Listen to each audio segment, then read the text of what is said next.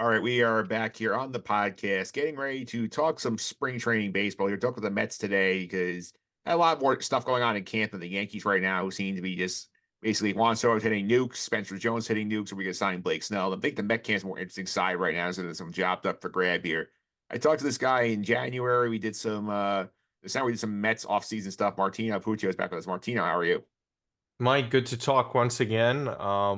Instead of being on the precipice of potentially signing Yamamoto, we don't really have much to go off of. Just more of a bleak offseason. But it was anticipated. But we're doing well. We had a great Super Bowl. I think that's actually when we last talked, right? Well, let's talk about the on the podcast of Super Bowl. I think the baseball was December. Oh, yeah. Actually, yeah, it had to be. Yeah, well, because it was before Yamamoto signed. Yeah. So, I think that was first week of December or so. So again, or even into November. I got to look back at the logs, but yeah, it's been a lot has happened, but not too many signings because there's a ton of free agents left. Yeah, obviously. We'll catch up on some of the big on the headlines around here. I talked last week on the pod about my thoughts on the Kodai Senga situation. Obviously, he's Mm. injured. He's shut down for 3 weeks. The hope is everything goes well. He's pitching in May. We'll see if that happens or not here. So, what do you think about the Senga situation with the Mets? Um, Listen, it's not a Mets spring training without a significant injury to one of their key players. But again, with the trying to say this nicely without sounding too negative, I guess with the lack of pitching that they had, they could have ill afforded to lose Kodai Senga. If there was one guy on the staff that you would look at and say, yeah, we're probably going to be missing somebody because of Severino's injury history. Quintana missed half the year last year. I mean, just not really a lot of durable and reliable names. Senga was the last guy that you wanted going into his sophomore year. Really did well to even get top 10 within Cy Young voting his rookie season. Turned it around and had a great second half. So to hope that even if he's not a true ace, I think a lot of Mets fans would admit that he could still be a great number two, or at worst, the best number three in baseball. Um, to not have that for this team for what we hope at the earliest is just 1 month. It's a massive issue. It's a dent for them. And again, that kind of prolongs a lot of other issues, right? Like now, instead of heading into some series where you have an all-star pitcher like Kodai Senga, you're gonna have to be pushing up guys like Luis Severino, Adrian Hauser to get more opportunities. Um, and again, with that, that probably won't be translating to wins, which in the end will make this team kind of suffer in that sense. And how deep are they able to go into games like Severino was getting shelled a ton last year when he came back? How is the bullpen going to handle that? Some of those arms that they got, a couple of reclamation projects, like we mentioned, where guys like Jorge Lopez, just being one of those guys, like how reliable can they be? How many innings can they give you? Does that hurt Edwin Diaz as he starts to get back into things as well? Um, Again, what we kind of were hearing from some of these, executives or general managers over the past few years was we want to eliminate a lot of ifs. Well, the 2024 Mets, as of right now, have a lot of ifs, and it starts with the pitching staff and Kodai Senga. Yeah, that's for sure here. And obviously, right now, it seems like the idea is here we're going to go internal with this spot. We're not going to spend, as Joel Sherman would say, oh, like with the tax factor, you're not going to give Jordan Montgomery $48 million to Yeah. pitch this year. It makes no sense financially, even with all Cohen's money here. So, sounds like right now we got a competition between Tyler McGill with his new splitter, Jose Budo, Joey Lucchesi, and Max Kranick, who they claimed off waivers from the Pirates here, and they seem to be high Yes. on him. So, who are these guys you think is going to get that spot? Well, shout out to Max. He is a former Mets fan in his youth, so he talked about a lot of that. He had a pretty decent spring. To me, I think I think McGill just off of strictly health and ability. I don't think he is the greatest of pitchers whatsoever, but I think he's shown enough over the course of his career that he could maybe give you a decent start every now and then. We'll see how this new pitch factors into the new season. You would say you would like to give David Stearns and his pitching lab guru-ness the benefit of the doubt, but that's not really something we could do, right? Because we know what some of these pitchers are. How drastically are they able to make these changes, even if they do heading into this season? Again, too many question marks. Lucchesi has way too much of an injury history. Again, a guy getting released from the Pirates, and Max is probably also not the most reliable of the bunch. And then Jose Butto, I don't think I've had as low of confidence on a pitcher in the Mets since Oliver Perez, maybe. I mean, like he's in that category of guys that are just like, I don't want to see him on the mound. But for some reason, he's still here. David Stearns likes him enough to give him an opportunity. But I'll go with Tyler or McGill. Yeah, I agree with you on that. I feel like the McGill thing, like they like the fact he started a lot. That splitter they've been talking about it all camp. Oh, he has this new splitter. It's gonna be amazing, so on and so forth. Bruno had a good September, and I think that opens some eyes why he's still on the 40 man. But I feel like he's a guy that I feel like they may look at and say, okay, like you're gonna go to AAA and stay stretched out in case somebody gets hurt, or you're gonna be like a long, like a multi-inning guy out of the bullpen. They were toying with that last September before uh Yeah. Carrasco dropped the weight on his finger and had to miss the rest of the season. Yeah, it's really difficult to see what David Stearns is going to do, and this is something you, I, and Will have talked about. I don't know how many times. The way David Stearns views these Mets players is completely different than what these past managers and even a Sandy Alderson and even general managers view them, right? Like, are they looking at things differently? I know Jeremy Hefner is still here, but what are they doing in terms of developing these guys from getting away from, I don't know, some of the mistakes that they had? Because Tyler McGill had some control issues. Same thing with like Joey Lucchesi. Buta was just getting lit up like nonstop. It wasn't even just as much of control. The stuff wasn't there. And again, how do they factor in with the defense? Like what are these pitchers going to be like in terms of ground ball rate and all those other facets of the game? Because in all honesty, you have a question mark at third base, which we're going to get into. Who could survive the most? What are these batted balls in play, right? Like what is the highest batting average for some of these pitchers? Do they adjust well enough? Do they even adjust well to City Field, which is still a pitcher's ballpark at the end of the day? But I just think there's so many question marks to it, and it's not even credit to Tyler McGill, like we've mentioned. But in all reality, he's probably the most reliable of the four. So when you have to go with reliability in the Mets and your guys, Tyler or McGill, it's probably not a good thing. Yeah, and I also want to tell you the other big story that came out last week was the comments that Steve Cohen made on the official Mets podcast on Mhm. the Pete Alonso talks here. Obviously, we've heard both sides say, "Hey, this is something probably going to free agency. We're comfortable with that." Mm. And I do have the clip pulled up here, so let me go here and get this set up here on the front here. So I'm going to share the screen. This is on Twitter for Metsmerized account, but we're going to take a look at what Steve Cohen actually had to say about Pete Alonso's contract here. So let's take a look at that. Just led me right into a fellow by the name of Pete Alonso, who's going into his walk year, the final year of his contract. Where do you stand right now in terms of making Pete perhaps a lifetime Met? Listen, we want to keep him. He's an important part of our team today and hopefully in the future. We know the fans feel strongly about him. And I'm not tone deaf, okay? Like, I totally understand the fans' love of Pete. I hope he hits 55 home runs and makes it so difficult on me, in free agency. So I would call that a great outcome.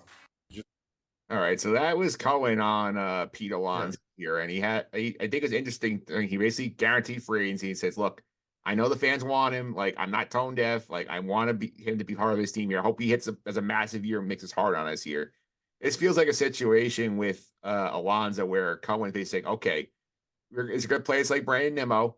You go to the market, see what you want, come back to me, and I'll top it." Yeah, I don't see Pete going anywhere. I think a lot of Mets fans are kind of stuck in the past of this doom and gloom outlook. There's a couple of things here that we have to mention and make light of that would make a lot of sense. Sure, the Chicago Cubs can love Pete Alonso all they want. They could want him as badly as they do at Wrigley, but they just gave Cody Bellinger 3 for 80. So are they really going to pony up a ton of money, right? Like with the amount of money that Cody Bellinger was demanding, We didn't see that go well for him. The Nimmo saga wasn't even a saga. And again, when the Mets truly do want somebody, and I know people are going to laugh at this and whatever, but they truly get things done relatively quickly. They pay the amount of money that some of these guys are asking for, and even more so, right? Yamamoto was still offered a record deal. Pete, as we know, wants to get more than Freddie Freeman got. I think he probably will because of a couple of things. One, I think he is that valuable as a hitter. And I'm talking about contract dollars, not average per year. Maybe he probably does end up getting that because of his age relative to Freddie. He's not better than Freddie Freeman at all. He's not a better hitter. He's only got power over him. Obviously, we know Freddie's glove. But I think the important thing here to remember is if Pete wants to be a Met and the fit is still there and they're able to pay the money, which Steve Cohen can do, then they're going to try and get that done. There's also money off of the books next year. Making an extension right now with 1 year left with Scott Boras, the guy is going to hit free agency. And again, if we're talking in the 250 range, right? Because I think it's going to be floating around that, depending on the years, right? So who's going to top that? That can top that and is willing to top that. I don't see that. I think that's probably the biggest factor of all. And quite frankly, I think the Mets are going to want to keep that done. When you keep someone like Brandon Nimmo, who, in my opinion, had more question marks heading into his 30s and free agency with his injury history, his level of production as well, and the position he was playing in, it was a lot more difficult to come to that. But the Mets still gave him the years. I think Pete's going to get like 10 for like 250, maybe even higher. He's seriously going to get paid, and I think the Mets will do that. And I don't see how this kind of ends badly. I think people who think this will end badly are just kind of stuck in those Wilpon years. Are the Mets being ran perfectly recently in the Cohen era? No, they're not flawless, but they do things a lot better than the Wilpons did, and I think that needs to be said. I think obviously the hesitation of a lot of the Met fans is DeGrom because it's talking about, oh, like DeGrom's a lifelong Met, like we want him back. Totally different. And I agree with you, totally different because DeGrom had multiple injuries and the Mets are not willing to commit long term to him. And obviously, Texas gave him long term money and he's missing probably most of the first 2 years of that contract. Not even that. Did Jake even want to be here? He wasn't even vocal that much about being a New York Met. I think he kind of got tired of it. He also came in a different era. He comes up in 2014, has to deal with it for nearly a decade, right? I can understand how that weighs down on you in this situation. But and again, the Mets have made the right moves on some of these guys that they skipped over, right? Correa. And again, when I say skipped over, that means rescinding an offer or not actually offering something, right? Yamamoto is different. They obviously offered the guy. That's not something that they were shying away from. That's someone they wanted. But the Correas of the world, right? He did fantastic for Minnesota last year, but we're not judging Correa off of his 2023 and the Mets contract offer. We want to see Carlos Correa 2027, right? Like how are his legs then? Because if you add Correa to the team last year, what's the difference, right? But they probably do get into the 80s for wins, maybe sneak into the wild card, but that doesn't fix their other issues. And again, going short-term years with Verlander and Scherzer, Kumar Rocker even, right? Even with the draft picks, not signing these guys that have injury question marks. Whereas how many times did we sit here and talk about the Mets like, you know what? We're giving a lot of money to this guy. How is his body going to hold up? He's going into his 30s or whatever. I mean, there's a long list of guys, right? Even bringing back a Jose Reyes of the world at that time. It's just laughable what they used to do. So yeah, I don't really kind of envision them overspending too much. But again, guys are going to get paid. Pete Alonso is a very good player. He's one of the best home run hitters in the past 10 years or so. So yeah, sorry if you think he's going to get paid more than what you think he's worth. That's baseball today, right? Like I don't know what some people think when they see contracts like this happen. So yeah. Yeah, right. We've got Correa because go to the position he was going to play for the Mets, just third base, and right now that's the biggest job battle in camp right now between Brett Beatty and Mark Vientos. They are both playing there to different degrees. Like Vientos struggle in the field, Beatty's in okay in there. Neither's made a ton of impact offensively at this point here. Do you have a favorite you feel like for the third base job? I mean, I think this is just Beatty's.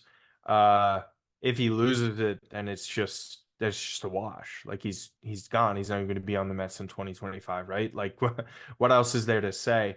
I think there's a huge year for him. We'll see how much he presses. I would like to think if you put a scale of 0 to 100 on how much Brett Beatty impressed you last year, probably be 30%, right? There wasn't a whole lot to go off of. There's a lot of weak contact. When Beatty did make contact, though, it went far. He had a great exit velo. There were some impressive things about that.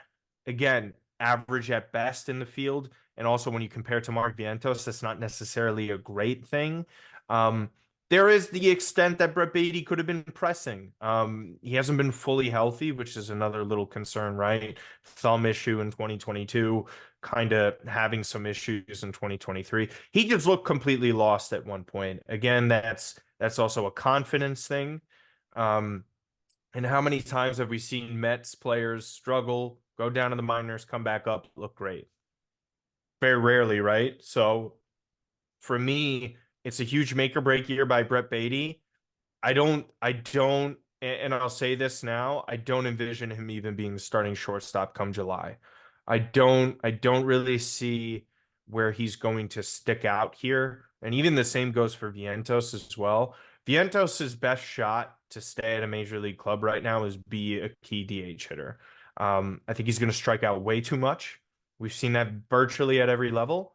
I think him getting more opportunities is a plus. I think there'll actually be better production than Brett Beatty, just because I think his slugging upside is so much higher than Brett. Brett just hits so many weak dribblers. Just you get really disappointed with it. His swing doesn't exactly look the same as it does in Syracuse too. It feels like it's a lot longer. He's late on certain pitches.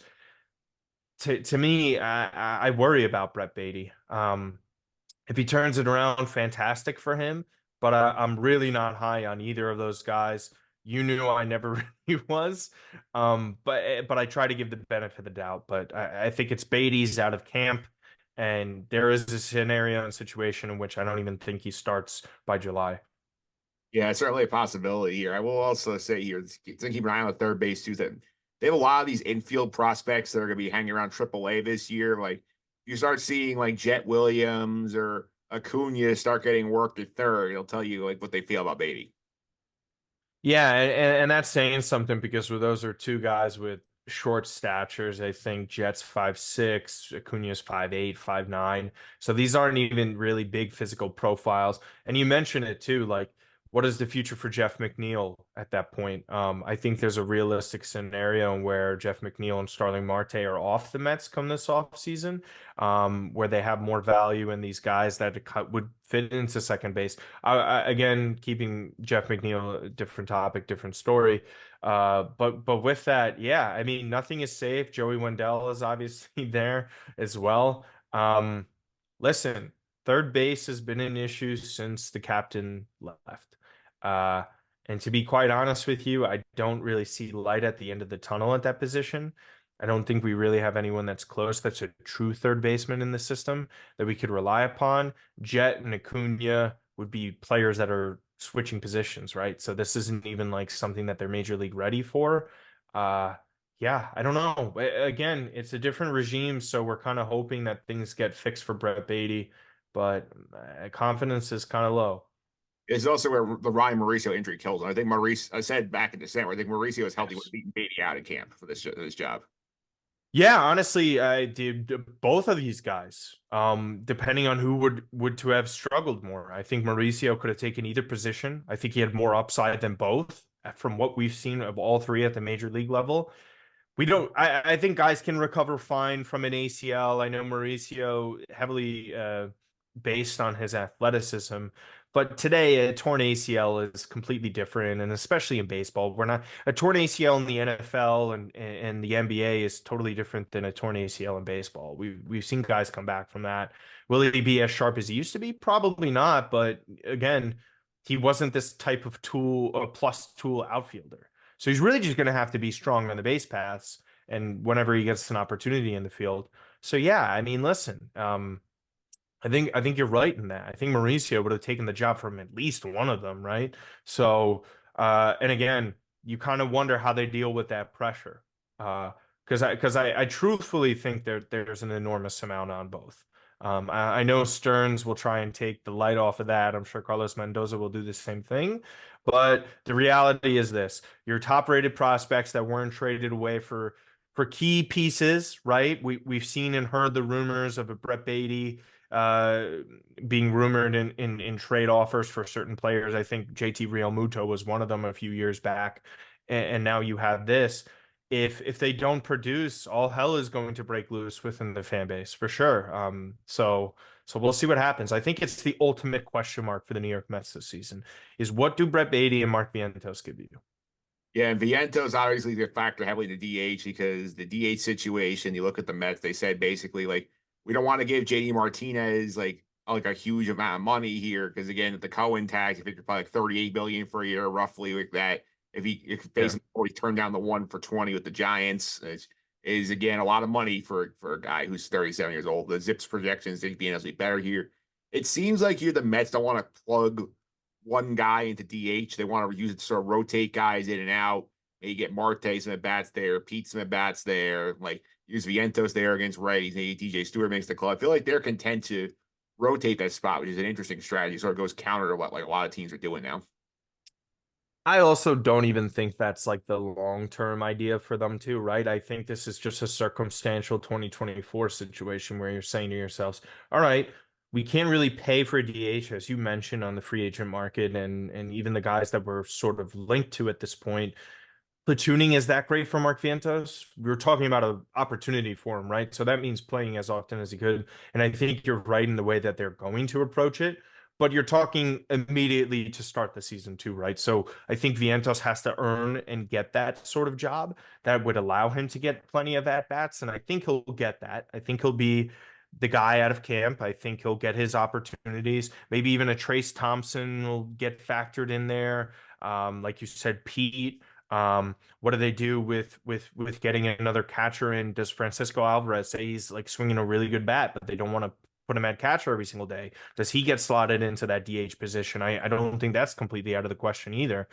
So I think the Mets really have to look at all those things. And yeah, I think you're going to see a rotating door. I don't even think like so to put a number on like Vientos starts at DH this year, I don't think he'll surpass 110.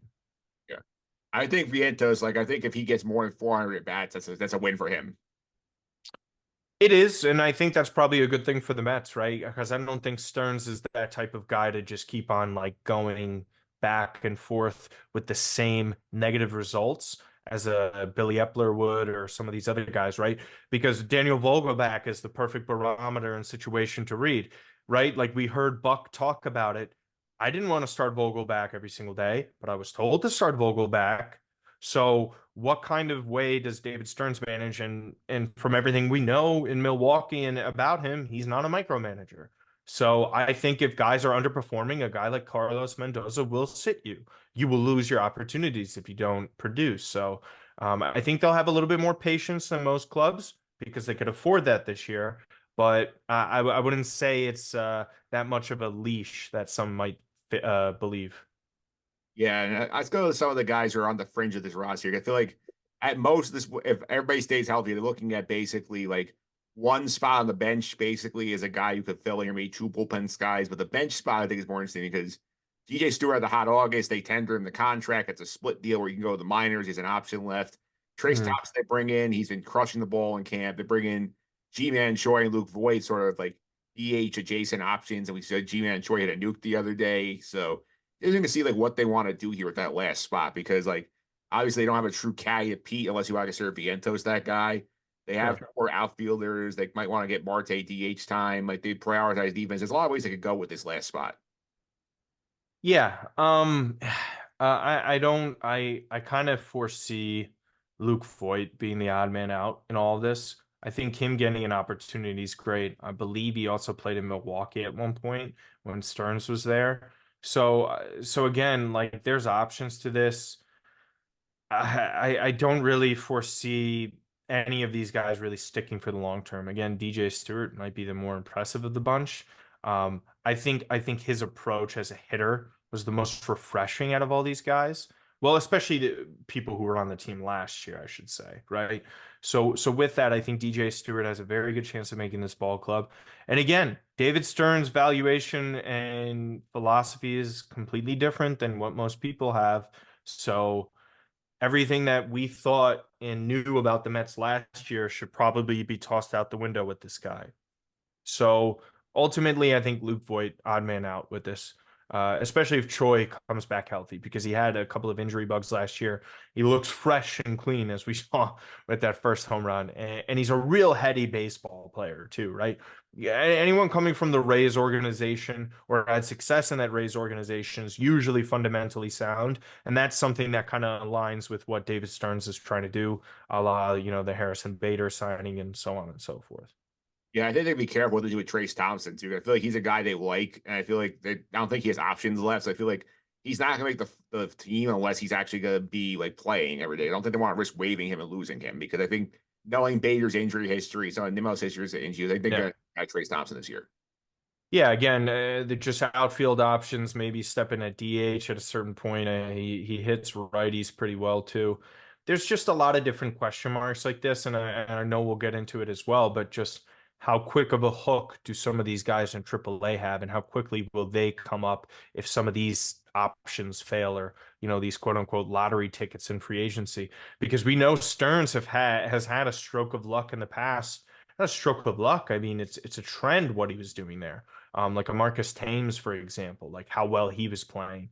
Can at least the Mets squeeze a month or two out of these guys is the real thing. If you're asking for a season long, then you might as well just sign JD Martinez, right? But with that, I think they're just hoping come in, produce for a couple of weeks. We'll go from there. Yeah, I think the idea here is that they don't want to block like these young guys that have coming here, whether it's Dave Vientos is the face right now. I think obviously your guys at AAA, whether it's Drew Gilbert, whether it's Jet Williams, whether it's Acuna, like these guys are all going to be at the highest levels. We do think it's interesting here. Like obviously Stearns said that Gilbert's starting AAA. We're assuming Jet and Acuna end up there pretty quickly, if not right at the start of the season here. Like how long do you think these guys have to do well at AAA before they get consideration with the big league level? So I think a guy like Acuna is going to be at the AAA level. Got some plenty of time in AA.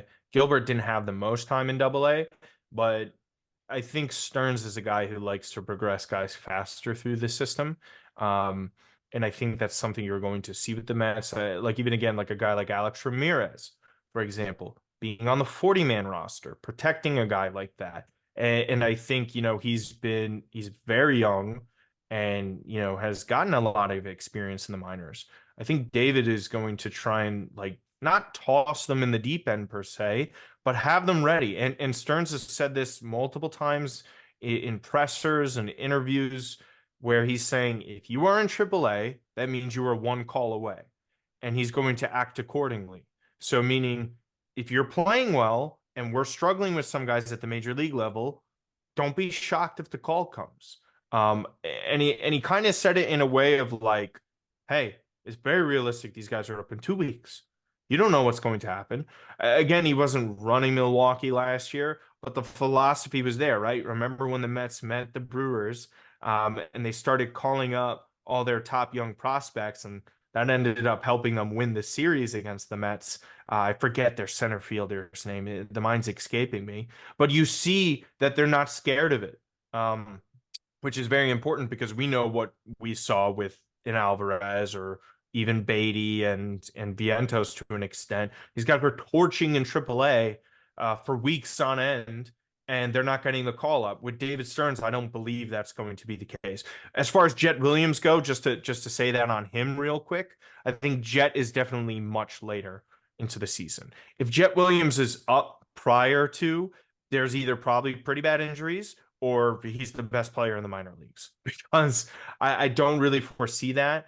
I think he'll probably be a September call up. And I think that's kind of how he views things too. He's progressing very well. There's some confidence being built in the spring training. You're seeing everything of his tools as well, right? So I'm excited for that. But I think Jet Williams later on. I think Drew Gilbert is up before Memorial Day. I think Drew Gilbert was the first one of that bunch up too. I was like considering like Harrison Bader, I feel like he's going to get injured at some point. And they'll need an outfielder, and they'll say, okay, we want to I start. mean, even all three, sorry to cut you off, but all three starting outfielders have injury issues in history. So you're right. Sorry, continue. Yeah, so that's for sure here. I think the pitching side, you'll see some of these guys, I think closer to like the All-Star break. I think they want to get guys like Christian Scott and Vassell like time at AAA to see like if any of these guys can stick in the back of a rotation here. Because obviously you're reeling guys like Adrian Hauser and McGill and people like that, like Sean Manaea off one good year, Severino off the shaky year. Like I would not be surprised if one of these guys is in the rotation by the middle of the season. Yeah, there's just injury history there, a lack of overall talent. And again, they want to iron some things out. Vassell got some good time in AAA last year, was pretty productive, struggled at time. I know Scott is really the guy that everybody has the highest upside of these guys. So again, we'll see what happens. I don't think they're necessarily in a rush to bring these guys up, like you said. I think, like you mentioned, Drew Gilbert is the number one guy up there. I think there's so many other guys in front of these pitchers that have that opportunity to get in. Like they're going to go with Lucchesi, McGill first, even when David Peterson returns as well. Like he's going to be in front of some of these guys. So I think it would have to be a heavily injured rotation for some of these guys to get an opportunity. Whereas the hitter side of things and the positional players, it's really about performance, not so much health. Yeah, also adding here too, whenever Senga does return here, the Mets have said they're going to try and use that 6-man rotation every now and then to keep him fresh. So that might be an opportunity to get some of these guys like big league run if they're doing well. Yeah, again, all circumstantial. We'll see. We'll see how things go for Senga. Should be throwing again in like 3 weeks, so more like 2.5 now since the past couple of days. The injections usually help with these things, so hopefully Senga comes back and they wait till he's 110% and nothing below. Yeah, and let's talk about the gambling a little bit. I know you're a big gambling guy here. You want to talk about their season win total here. You had a thought on that? Yeah, I mean, there's a couple of things with the Metsies, right? So like last year was 90.5, I believe, and that was even after the Edwin Diaz injury. That was the easiest under I think I've ever seen for a Mets team. I didn't really care about the 101 win season. Um, Again, I know you're more positive than I am, but the second that Brave series was lost, you're really just out on that core. After the division was lost, you're like, okay, these guys just don't have it. No disrespect to them. It was a great season. Chalk it up, rip it up, do things differently. Wasn't positive heading into the season. I think the Diaz injury was the ultimate precursor to that. But they're sitting at 81.5 wins. And prior to the season and prior to Senga's injury, you were saying to yourself, okay, that's actually kind of doable. There's things that need to break the Mets' way. But what we saw last year was a team that was in the high 70s for wins, virtually no pitching staff, probably going to be the same thing last year. But you didn't have Francisco Alvarez for 1 month. He was a rookie who was also struggling in the month of August as well. Somehow managed to get you around 23 home runs. You didn't have a healthy or productive Jeff McNeil for the first half of the season. Highly unlikely to be repeated. Pete had that hand injury that he was dealing with. I think that held him back for quite some time because he's that kind of guy who wants to get back into the lineup as soon as possible. Starling Marte simply just wasn't healthy. He just wasn't a healthy player. We saw him try and rush to get back into the World Baseball Classic. You could tell immediately if you were watching winter ball clips or if you were just watching in spring training so far. He looks completely different. I think adding in players like that, including Edwin Diaz at the back of the bullpen, adds to more wins. However, that pitching staff is horrific. It's really bad. I don't know about you. This has got to be like 2009, 2012 territory of bad. I think it's that lowly where like Chris Capuano and like John Neese were like the guys in the staff. I know Johan was there, but even after he threw his no-hitter, he fell off a cliff, right?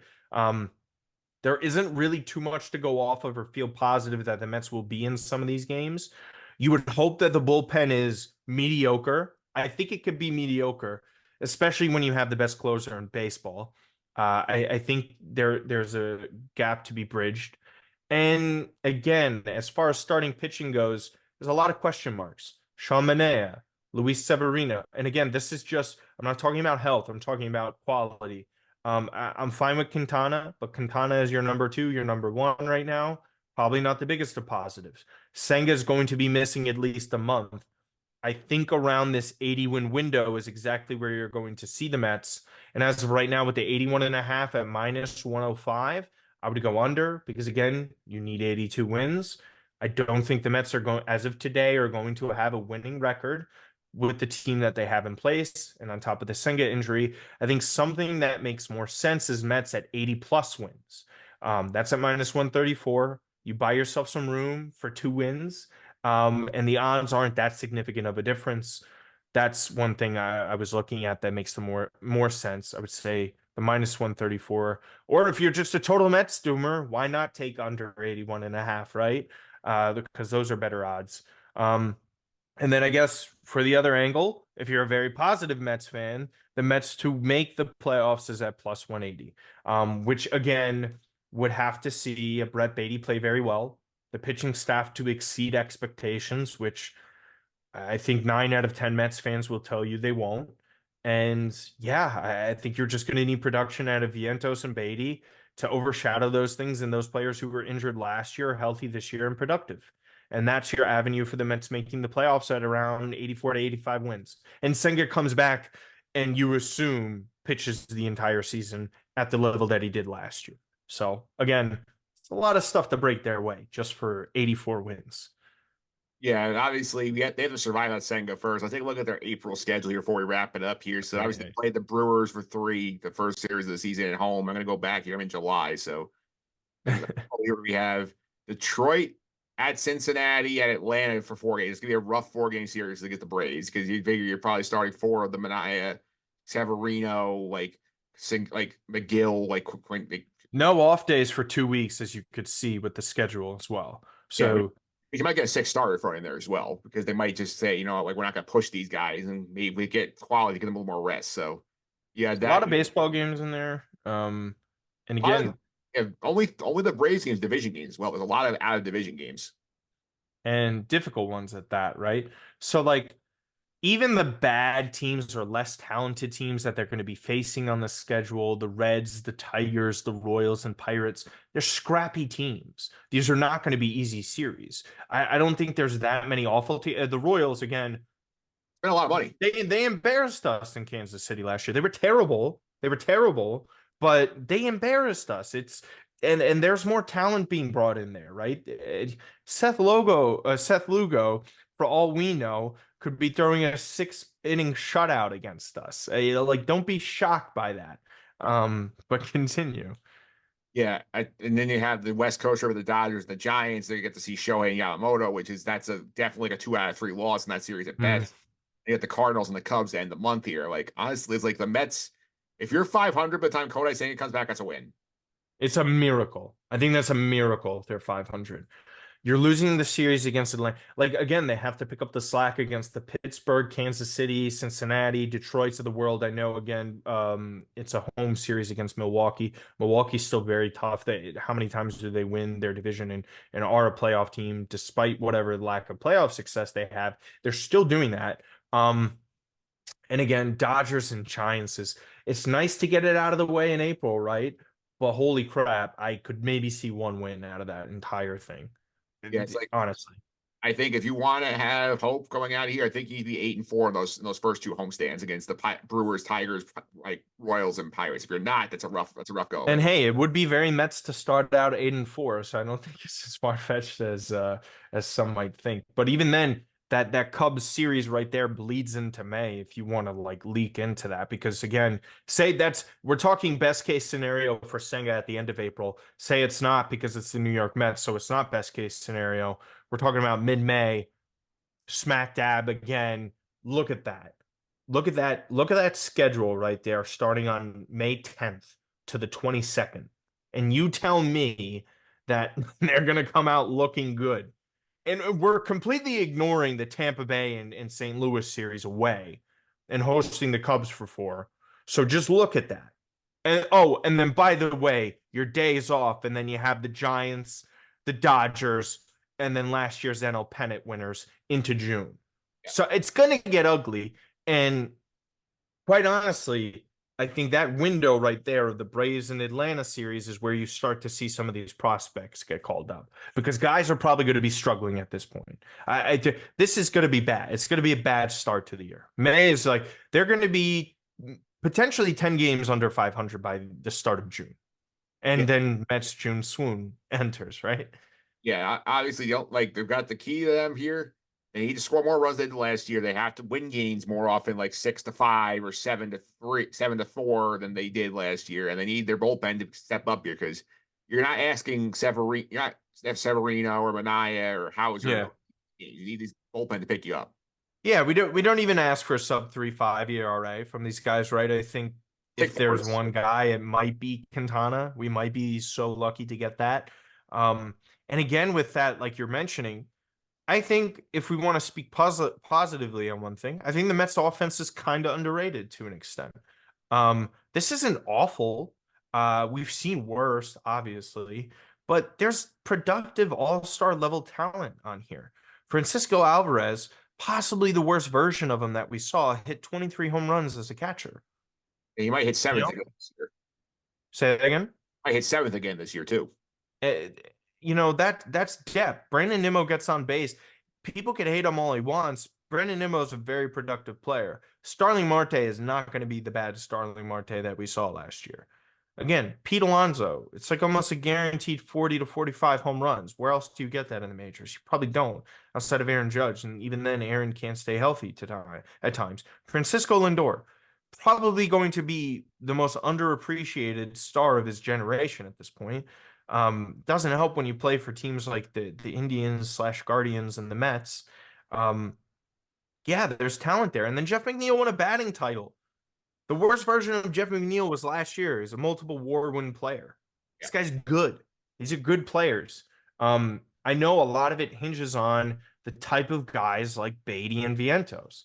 But again, if we're saying that they could be mediocre, if Beatty and Vientos could strictly be mediocre, this is a pretty good offense. It's a pretty damn good offense. And they're going to be able to score runs. And hey, maybe every now and then Severino winds back the clock. Maybe Mania figures things out for a couple months. But that's looking at the optimistic side of things. But the offense, I think you're right. You're going to have to play games that are like 7-5 and hope you win them. Yeah, the 81.5, they feel like it's right on with the win total right now. So that might be a stay away for a lot of people. I would stay away. I think if you're an optimistic Mets fan, go for that 80+ regular season wins. The other two, the bottom of the Mets make the playoffs at plus 180. I think you're optimistic to a fault if you take that. I think a lot of things need to break right for the Mets for that to happen. And again, not because I'm saying things won't break well for the Mets, they more likely than not break for them. So with that, yeah, under. Interesting too. Final note here because like 2022, feel like everything broke right for them until the last week of the season. 2023, Yeah. everything broke wrong. So now we're back towards the middle again in 2024. You get some right, some wrong. Maybe. I still think things went wrong for us when we lost Jacob DeGrom. I mean, again, 100-win season, Jacob DeGrom barely pitches for it, right? And then Scherzer gets hurt at a certain point. Again, I think there was more negativity prior to that Atlanta series that we were leading on to believe it was just, 101 wins. It was the most prolific regular season team. Funny enough, I still think the 97-win 2016 was clearly a better overall baseball team. That's just my opinion. Probably the pitching staff, obviously, big difference. But into like that Mets offense in 2006 was clear of them. But yeah, man. I mean, how many? If you need to say, oh, this, and this needs to break well for the Mets, probably not going to. So, yeah. That's why they play the games, Martino. Thanks a lot of time. Really appreciate it. People want to follow you on social media, keep up some of your content. How can they do that? Yeah, they could just follow at Martino Puccio, just surpassed 4K subs on YouTube. So greatly appreciated to everyone that tunes in there. Probably going to drop a couple more baseball clips or something that we did today. And tune in over there on Instagram, Twitter, X, whatever you want to call it, all Martino Puccio. So just search up my name. You'll probably see this face. And then that's how you know how to follow.